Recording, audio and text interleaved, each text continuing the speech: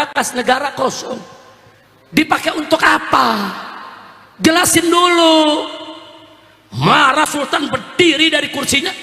Kurang ajar, kau punya maksud tidak baik. Hei Abu Zakaria, apa kata Imam Nawawi? Imam Nawawi kiai dibentak oleh pejabat, ya berdiri juga sudah. Imam Nawawi berdiri.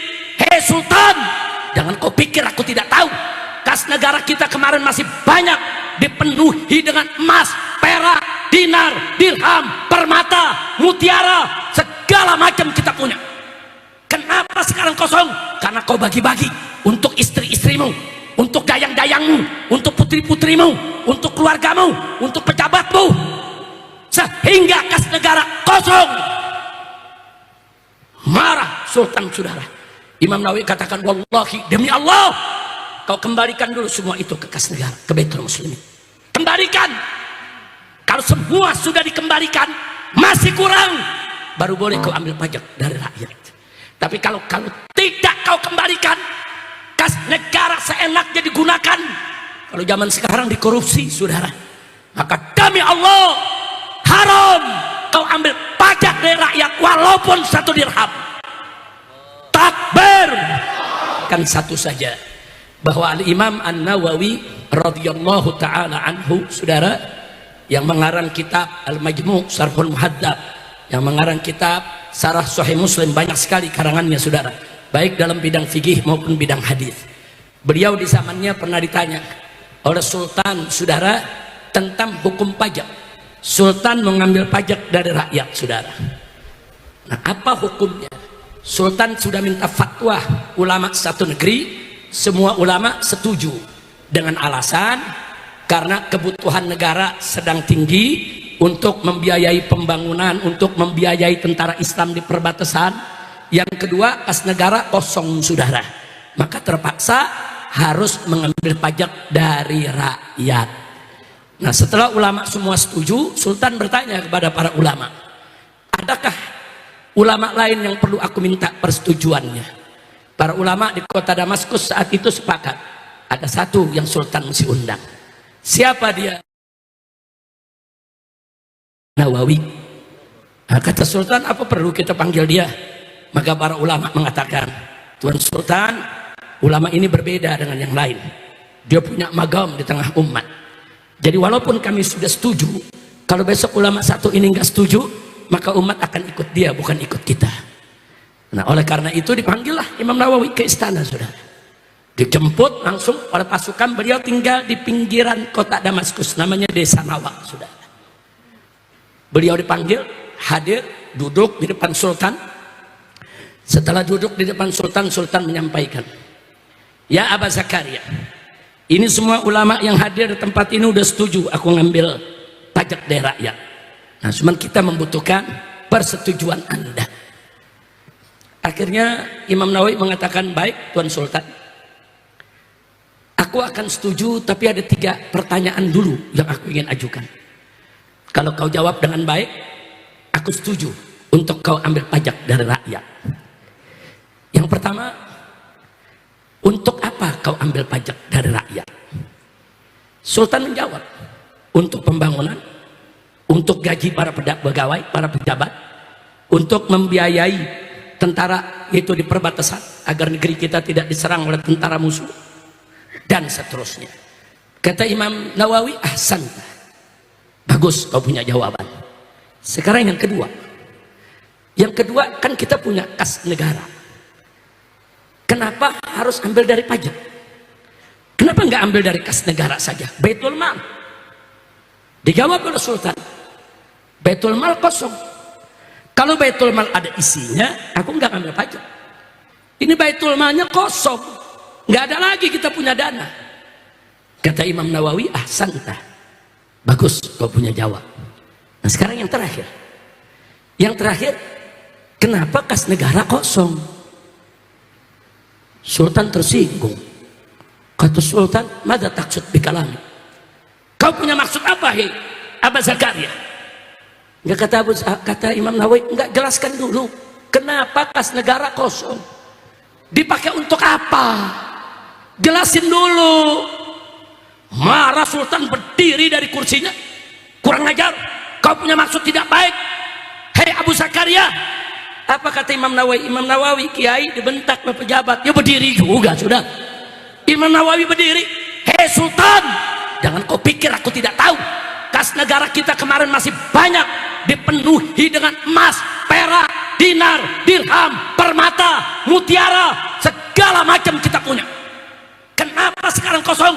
Karena kau bagi-bagi untuk istri-istrimu, untuk dayang-dayangmu, untuk putri-putrimu, untuk keluargamu, untuk pejabatmu, sehingga kas negara kosong.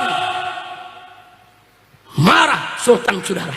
Imam Nawawi katakan, wallahi, demi Allah, kau kembalikan dulu semua itu ke kas negara, ke Baitul Muslimin. Kembalikan. Kalau semua sudah dikembalikan masih kurang, baru boleh kau ambil pajak dari rakyat. Tapi kalau tidak kau kembalikan, kas negara seenaknya digunakan.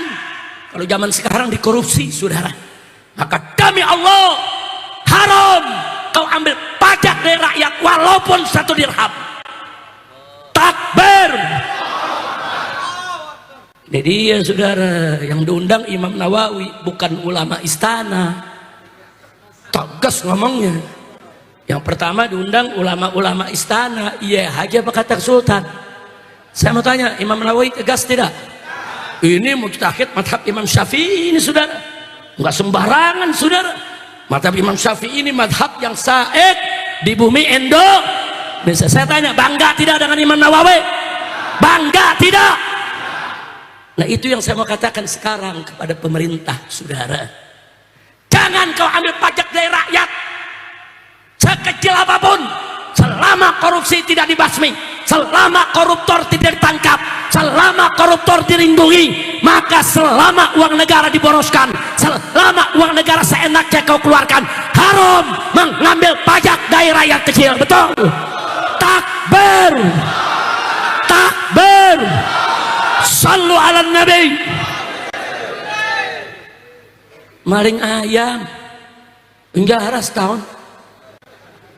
Nenek-nenek di Jawa Timur nyolong kayu sebatang 3 batang penjara setahun. Petani di Jawa Tengah mencuri semangka 1 butir 1 tahun penjara. Kemarin, saudara, 271 triliun cuma 6 tahun. Gila, saudara. 271 triliun. Saya mau tanya, orang Cirebon pernah lihat gak? 271 triliun. Pernah lihat gak? Sama. Ya kita orang miskin mana pernah lihat yang segitu. Tapi 271 triliun. Ini saya mau gambarkan aja nih sebelum saya tutup. Bagaimana kayaknya 271 triliun. Kalau diambil 1 miliar per hari kita makan 1 miliar. Ada orang Cirebon sehari 1 miliar? 1 miliar. Oh, ambil restoran-restorannya kita beli. 1 miliar per hari. Setahun berapa hari? Dalam hitungan nasional 365 hari. Berarti setahun cuma, saudara, 365 miliar. Saudara, belum 1 triliun. Berarti 1 triliun 3 tahun, saudara. 1 triliun buat makan 3 tahun. Nah, kalau 271 triliun lu kali 3, 742 tahun, saudara. Kalau Anda punya duit 271 triliun, maka berarti Anda bisa makan 742 tahun, 1 harinya 1 miliar. Banyak apa dikit? Untung gak pingsan lu dengernya. Di penjara cuma 6 tahun. Iya. Saya mau tanya orang Cirebon nih, lu dikasih duit 271 triliun tapi di penjara 6 tahun, mau gak? Mau gak? Mau semua, Beb. Haji Alfan teriak, aneh juga mau, Beb. Haji Alfan ini pengusaha, saudara. 271 triliun di penjara 6 tahun. Iya. Kacau tidak? Kacau tidak?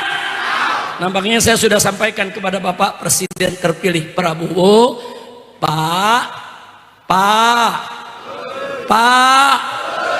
Emang lu Prabowo? Kita udah sampaikan kepada Bapak Prabowo, saudara, yang seperti ini jangan dilindungi, betul? Pidato Bapak Prabowo ketika diangkat, saudara, menjadi presiden luar biasa. Para koruptor akan kita kejar sampai Antartika. Luar biasa. Takbir. Tapi sekarang saya minta kepada Bapak, nggak usah dikejar sampai ke Antartika, kejar saja di antara kita. Karena di antara kita udah banyak koruptornya, betul? Betul. Nah sekarang saya mau tanya, kalau Bapak Prabowo tangkap semua koruptor, setuju tidak? Dukung tidak? Bela tidak? Kalau Bapak Prabowo membasmi koruptor, saudara, kemudian mau dijatuhkan oleh para oligarki, terus mau dikodeta oleh orang-orang koruptor pengkhianat, kira-kira kita bela tidak? Bela tidak? Siapkan yang koruptor, siapkan yang koruptor, siap basmi korupsi,